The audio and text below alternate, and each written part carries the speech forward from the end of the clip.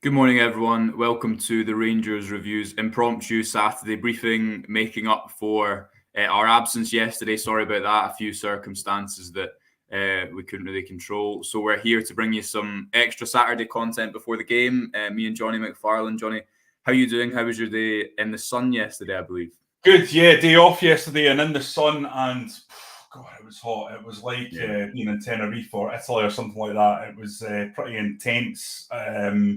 But, I had a few beers and that definitely helped. A few icy beers definitely helped get me cooled down a little bit, Josh. But I think it's going to be another big day again. I think my wife was saying this morning, 28 degrees, very overcast and kind of misty here. I don't know what it's like in your neck of the woods. Yeah, but similar. Yeah, maybe that'll break in the next hour or two, and it'll be a lovely sunny day at Ibrox, which will be great for football.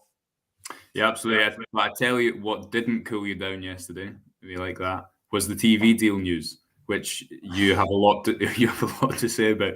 So I'm just going to give you the floor. I've got a coffee here, Jonny. Over to you. Yeah, I mean, so what is the story? Yeah, basically the SPFL seem to be very, very far down the line of an agreement with Sky. The agreement is to essentially, and I'm not going to go into the fine detail of this, but essentially bump up the deal from 25 million a year to 29.5 million a year, which on the face of it sounds good until you sort of go into the detail and you see that, number one, that's for 60 games a season. So per game, there's a decrease in the value. There is currently 13% inflation predicted for this year. So next year, whatever you're earning is 13% effectively less. Well, I don't know that's right. Let's not get into the maths of it, but it'll go 13% up. So which will obviously affect whatever costs there are. The long and short of that is that the 29.5 will be worth next year, will be worth less in a year than it is now. So what that means is we're talking about a real terms cut, and quite a substantial one in the deal. Now, the SPFL only negotiated this deal, I think, last year. It's got 3 years still to go. It's absolutely insane for the SPFL to go out and negotiate this deal just now without having put this out to tender. Now, this is Sky have come to them, and I totally understand Sky's position, and it's not a criticism of Sky. Sky are a business and are entitled to try and secure the rights, but we know why they're doing it. They're doing it because the TV market and the OTT market, which means over the top without TV, the streaming markets are burgeoning. You've got Apple TV just agreed a 2.5 billion 10-year deal with the MLS. Amazon are looking at getting into sports. We've seen them dip their toe in the water with the Premier League. Netflix are certainly considering getting into sports. They're having a tough time. Wouldn't be a bad idea for them to get involved. And that's before you start to talk about the multiple other streamers that are out there. Premier Sports have just been bought over by a big player and are going to be interested in snapping up whatever they can. They're already involved in the Scottish football market. The Zone is there. I mean, this is a thriving sector with big money behind it. And it could completely, this entire landscape could have changed in a year's time, in 18 months' time. And the SPFL are putting all their eggs in one basket with Sky, grasping at whatever they can get just to guarantee that they'll have that money. But it's increasingly less. And the deal in real terms is poorer than the one that we have. And the deal that we have at the moment is awful. And if you look at it in context of, sorry, I've got my mic over here, it should be here. If you look at it in context of other European leagues, you see the likes of Sweden and Norway are certainly 50% and sometimes 100% better than what we're getting in Scotland. Now, that might be for more games, but to me, that the core of it is that shows you that we have an issue, and there needs to be more done. On top of that, Joshua, you have the situation where you have a kind of an inaccurate way of selling what Sky are buying. Sky are buying 60 games. They're not buying 60 games. They're buying 228 games. They're buying every game in the Scottish Premiership. They're putting out 60, probably a lot less than that, to be honest, because they never fulfill what they say they're going to do, or they never fulfill the maximum of what they can take. They're allowing 60 to go back to clubs. Each club will have 5 that they can sell to the punters as pay-per-view. But the remaining, I think it's 108 games, are completely frozen out, and the clubs can't sell them. Do you see to come in on that, Jonny? Was it not the case in COVID that was kind of overwritten? It was overwritten for COVID. Sky allowed it to go. And it showed that the crowd didn't really diminish, because I had a family member call me last Saturday, an uncle wanting to watch the game, and they were like, "How do I watch the game? Live away from Glasgow?" And I said, "We can't." And they were like, "What do you mean I can't sit and watch the game?" And it's when you think about it in that term that I find it kind of most I get. Well, Joshua, the question is from that, and that's a great point. Yeah. What's the upshot of that? Yeah, exactly. Because the upshot is people just go to IPTV. Yeah, exactly. It drives people to piracy. This is 2022, and this is what these guys. And this is my big bugbear. I don't think these guys really fully understand where we are in the digital age. You've got, digital expert Murdoch McLennan. That's how he was trumpeted. I mean, that's a subject of absolute hilarity in the newsrooms in which he worked, by the way. Just a completely ridiculous comment to make. And then you've got Neil Doncaster. Did these guys really, really get where we are in 2022? Where the culture is? How many people have IPTV and can just watch their game on their IPTV? And how much of a threat piracy is? I mean, they put out a press release saying, "Oh, we've managed to get these pubs shut down. What a triumph!" That's peeing in the wind. Yeah, no one goes to the people's houses. Yeah. Well, do you know what? I think that this point that stood out to me and from your article, Jonny, is the fact that 2029 is a long time away. We were speaking some point this week about how kind of new TVs have these your ability to kind of go online and just how much the digital age has changed how we consume things. Yeah. And I think what stands out above it all for me as well is that it shouldn't be a big task to watch the football. People put enough money into it. Correct. People put enough money into buying Premier, BT, and Sky over a season, going to the games. It shouldn't be that when they can't make it, they're not able to watch it. And that's kind of what confuses me, is this almost restrictiveness around it, which shouldn't be the case, because the Apple TV... They don't understand your generation, Josh. They don't understand it. They just don't understand it. That's how I see it. Yeah. You need to make it absolutely incredibly easy to access things. I mean, when I started out using eBay, just to use an example, Josh, if I wanted to buy something on eBay, every time I bought something, I'd have to go into eBay, bid, select. This was before Buy It Now, right? You had to go and you had to bid on everything. You had to wait and see if you got it. And then you'd have to put your credit card details each and every time in to buy the thing. What is it now? It's Buy It Now. It's one click on your phone and it's done. Yeah. And how much would eBay lose if they didn't have that system to make it really easy? And that's why people use piracy, because it's so easy in comparison, and you need to match that. Yeah, absolutely. Well, I think you make a good argument. Andrew also had his Friday ruined, but it was by us, not the TV. So sorry, Andrew, to ruin your whole Friday. Hope we make up a little bit with the Saturday morning. Listen, Josh, I need to put the SPFL side of the story across, because I think it's only fair, despite the fact I passionately disagree with it. Their point, and I can understand where they're coming from to an extent with this, is we're heading into a recession. The economy is tanking. We don't know where we're going to be. There's uncertainty. Interest rates are rising. Blah, blah, blah, blah, blah. This gives us absolute security up until 2029. We're now in 2022, so 7 years absolute security.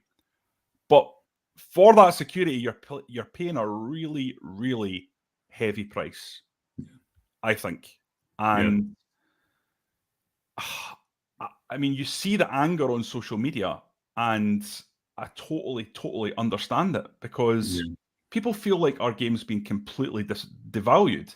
And in turn, I think the fandom feel that their passion is being devalued. Yeah. Because you look down south, and it just feels like Scottish football is the crumbs from the plate of Sky. And listen, this is in no way a criticism of Sky, because I think Sky are a good broadcast partner. You know, when you speak to clubs, they say, you know, they only have positive things to say about Sky.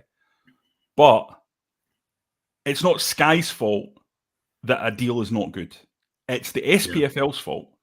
And the key thing here, Josh, is I'm not even saying you can't accept this deal. I'm not even saying that, honestly, because I understand the SPFL's point of view.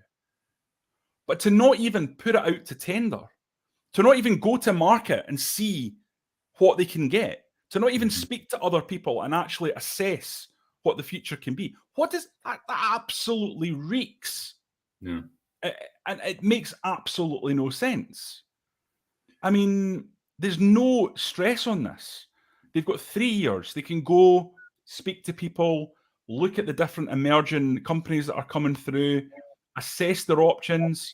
They absolutely must be looking at an SPFL TV. Why are they not looking at that? You know, some of the rubbish that's been written about this topic as well over the years. Oh, but then they have to go out and buy cameras and, you know, nonsense. You know, like BT Sport don't own the cameras. That's the production companies. Yeah. You know, it's absolutely ludicrous. It's decentralized. You know, you get companies in that are production companies that can film these games, and that's absolutely what would happen. And an SPFL TV that has all the games on it, top quality highlight shows, debate shows, at $14.99 a month. I mean, who's not paying that? Yeah, yeah. Well, I mean, the I know it's different to compare stuff to down south because of the money, but throughout COVID there was iFollow, I think, in the Football League. Is that right? Which I think allowed you to watch everything. I'm not entirely sure. Someone might be able to correct me, but that it was certainly that kind of idea. Derek would have known, obviously, because of his associations to the game down south, but he's not here. But yeah, certainly lots of interesting points, and it'll be interesting to see what happens with it going forward. If you haven't read Jonny's piece, I would really recommend it. It's on the website just now, and I believe it's actually free to read because it was yesterday's newsletter, so do go and check that out. Right, Jonny, I think we'll move on to today's game as well. Rangers versus St Johnstone at 3 o'clock. We've got our predicted lineups, which we'll go through in a moment. But the main talking point that I think is going to maybe dominate when the team sheets drop, Jonny, is will Van Bronckhorst go back to playing two sitting midfielders?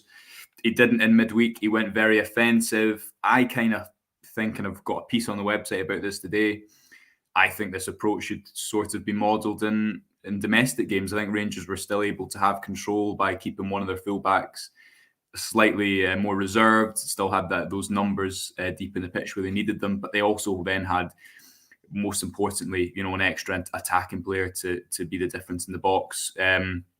What do you think about the two holding midfielders debate at Ibrox in particular, Jonny? And tell me a few top lines from your team. Who do you want to see play? Who do you think will play? Well, the two holding midfielders, I don't think that's going to be used against in a game like St Johnstone, Josh. And I don't think it can be. It was against Kilmarnock. Yeah, but I think Kilmarnock I think if you're looking at it completely objectively, Kilmarnock are on the way to being a much better side than they have been in recent years under Derek McInnes. Like, listen, there's a lot of criticism on Derek McInnes from Rangers fans.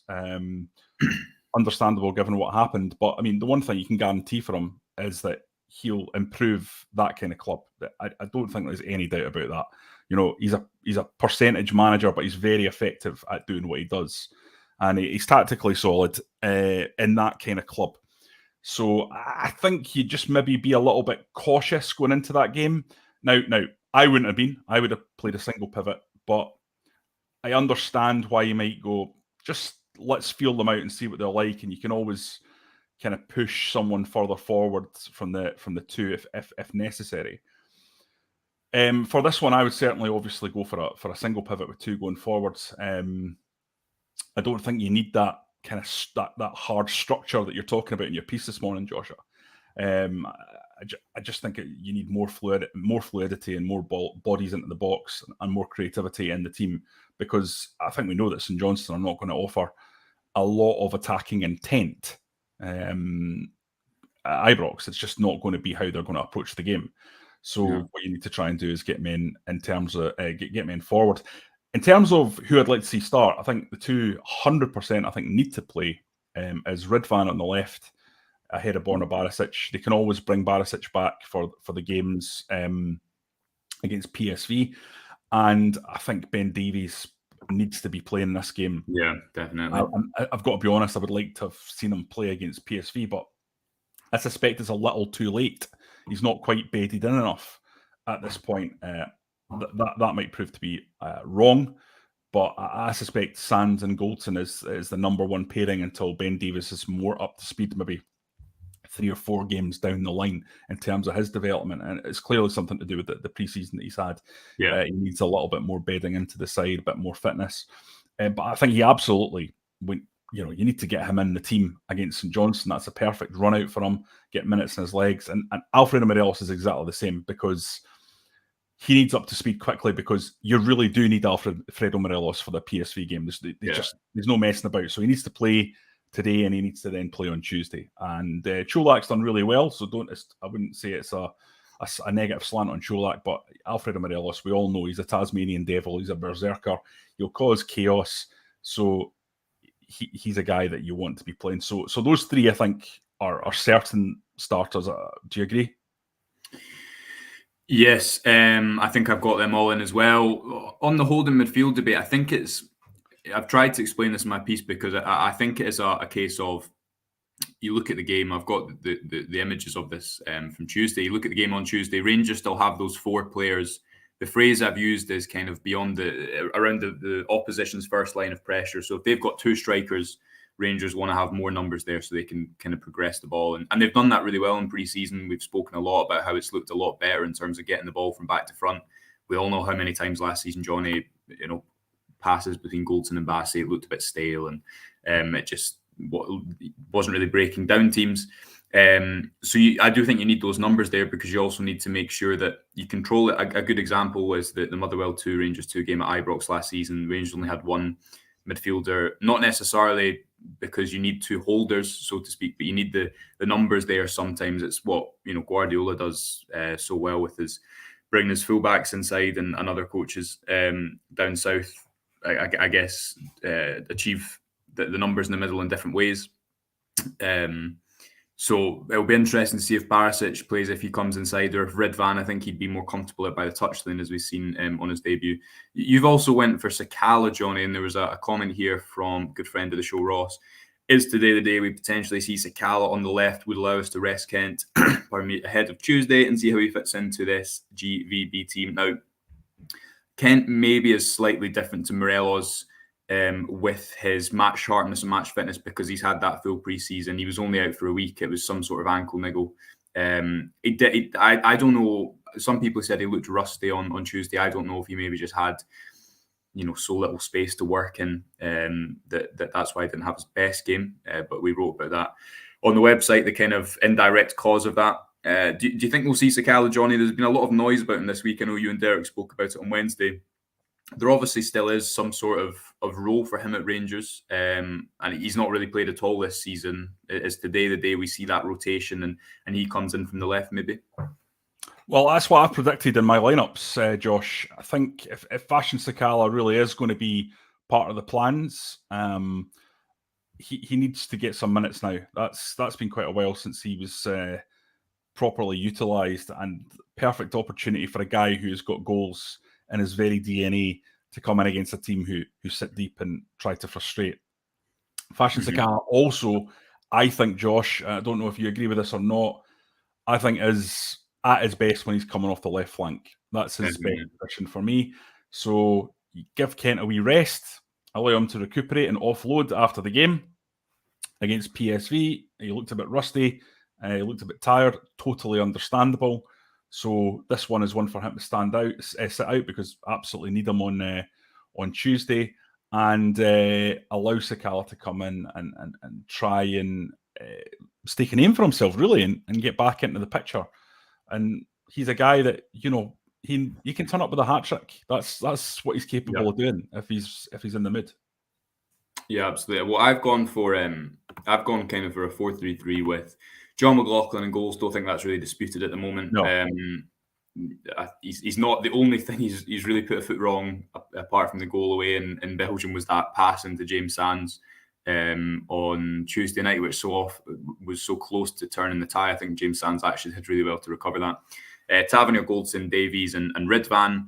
Stephen Davies behind Tillman and Lawrence. I thought Lawrence was brilliant, as well as Tillman on Tuesday. And for me, this is just the type of game where, as I say, if you can get those numbers by holding one of your fullbacks back a little bit, get as many attackers in the box as you can. And when I was writing that piece yesterday, part of me was thinking, well, I know you can't generate the atmosphere against St Johnstone today like you did on Tuesday. Of course. That's just not natural. It's a European night. People are expectant in a different way. But what you can do is you can start with that same tempo and try and overwhelm teams. And we're going to do some stuff on this, I think, next week, depending on what the game's like today, about the tempo that Rangers start with, Jonny. Because I don't know if you remember, towards the end of last season, one of the things we highlighted was the shot timing of when they were taking their shots on average really peaked in the second half. Yes. The difficulty was, at times, that was either too late. The Rangers were only coming into the game at a certain time and then could only maybe score one goal. I can't think of many examples off the top of my head, but it was a fine run thing. I'd like to see Rangers, start that attacking kind of four of Matondo, Kent or Sakala, Tillman and Lawrence, and just go for teams, because the threat that Union had in transition is greater than, apart from Celtic, any team that Rangers will face in the Scottish Premiership, and they were able to control it. I'd like to see them try and model that a bit more in the league. What do you think of that? Because sometimes at Ibrox, it has been a bit ponderous at the start recently. Listen, I totally agree with you on that, Josh. I think you're nailed on, and part of it is because look at what's happening across the city. That's what they do. They absolutely muller teams for the first 30 minutes, and then they get the cigars out. And part of the effect of that is obviously stress, I think, just generally on the players. You're not worrying about, oh God, well, we need to get this result. We need to push and push and push and push. And, going into the last 10 minutes of games, as Rangers nearly did against Livingston, where you're like, crikey, this is the first game of the season and we could already be 2 points behind here. That kind of psychological stress. Yeah. It's important that you can put that to one side and try and just blast your way into a lead, and then you can kind of take your foot off the gas and manage the game and see it out. And Rangers have the quality there to do that, I think, Josh, and I completely agree that ultimately that I think this season is going to be won and lost in terms of the title by the attacking players. To me, it's straightforward. Those guys, the amount of goals and assists they get, are absolutely going to decide it. I don't think this is going to be one that's going to be decided on, a really, really strong defence. I think both these teams are going to be tested by low blocks. Ange Postecoglou's system's been around for a year now. I think you're going to start to see teams more and more find ways of stifling it. That's inevitable because it's a style that I don't think has been used very often. The inverted fullbacks, I've not seen it in Scottish football, and the coaches that are operating here won't have seen it in Scottish football either. We don't have a lot of experience from other leagues, but it's inevitable that they will find ways to deal with that, and they might not find ways to deal with it successfully, but there will be strategies that emerge, and Rangers also will have to look at what they're doing and making sure they're changing it up, because if you allow things to stagnate, if you become complacent in Scotland, they will find ways to stifle you. That is what Scottish coaches do well. It's the destructive, and Rangers will have to really, really be cognizant of that and ensure that they have enough attacking weaponry. And Josh, to be honest, I think they do. I do think they do. Yeah. But I think these are the type of games, if I said to you, Jonny, name 3 league games at Ibrox last season or any kind of domestic games where Rangers were really dominant and exciting on the Van Bronckhorst, and not many spring to my mind. I'm sure there was examples, St Mirren at home, Dundee at home, were both games where I think of Rangers being as dominant as they should have been. But I think that's an area where, as we've discussed many times, maybe a style of football, his managerial style is suited to getting these amazing results in Europe, which is such an achievement in and of itself. He's not been beaten at Ibrox in Europe, and everyone knows the list of famous results. I was speaking to someone I can't remember who, on Tuesday. It was some of the Heart and Hand boys, and they were saying the Red Star game, the 3-0 game's hardly even talked about just because of the results, the nature of the rest of the results last season. Such was the achievement in Europe. But I guess the real task for any Rangers manager as the base layer is just making a really dominant domestic team that week in, week out picks up points. And you've seen growth, I think, over pre-season, particularly with the structure of the team. But as I say, I just would like to see maximum goal scorers, maximum intensity, because they've got the squad to do that now. Last season, Van Bronckhorst hardly rotated. There was that period where Scott Arfield was playing so much off the right wing, wasn't he? No subs against St Johnstone. They're not in that position now. And we'd definitely like to see Malik Tillman start off the striker, because I think he's just been... Well, I think he was fantastic in midweek. Right, let's get some predictions. A lot of confidence in the comments today. Martin saying 5-0. That would be a enjoyable Saturday. There's Rangers beat St Johnstone. Was it 5-1 in Gerrard's first season earlier in the season? Yeah. Morelos, Candeas, Tavernier penalty, or a Tavernier free kick, actually, I think. So there's maybe your memory's a lot better than mine, son. Yeah. Stephen says 3-0, a Cholak double, and a Goldson goal. There's a left field prediction. Jonny, what are you saying? Are you saying 3-0? Do you like that? That's what I would go for. I don't listen. You're talking about it there essentially, and summing it up. Gio is not a philosophy manager, so it's not going to be like all of a sudden it all clicks into place, because I think he just kind of looks to manage the game. Once the team get in front, he'll make a few subs, switch things around, and they'll just kill the game. They're not kind of like that. Let's go for 9 goals. That's kind of, he's very Dutch, It's pragmatism above all else. So yeah, I think Rangers will play good stuff. I think it'll be an easy victory, but I think 2 or 3-0 is probably where you would stake your money. As you say, I can't really think of any domestic games where Rangers have absolutely run riot under Gio. Yeah, no, I absolutely. And Tuesday's the big one, isn't it? Which we'll have loads and loads of content for. And just finally, Derek says, sort out the like ratio. There's about 400 of us on there. So do give us a like and subscribe, folks, if you enjoy our content. Really helps us out. Guys, if you haven't done it, that's the biggest thing you can do to support us, is subscribe on YouTube. Obviously, subscribe to the website as well, but subscribing on YouTube is free. So hit that subscribe button and you'll get a notification whenever we go live. It's very, very, very good for us. Hopefully all 429 of you watching at the moment have subscribed on YouTube, because it really does help. Yeah, absolutely. And as you say, Jonny, do subscribe to the website. Lots and lots of top quality content over there every single day.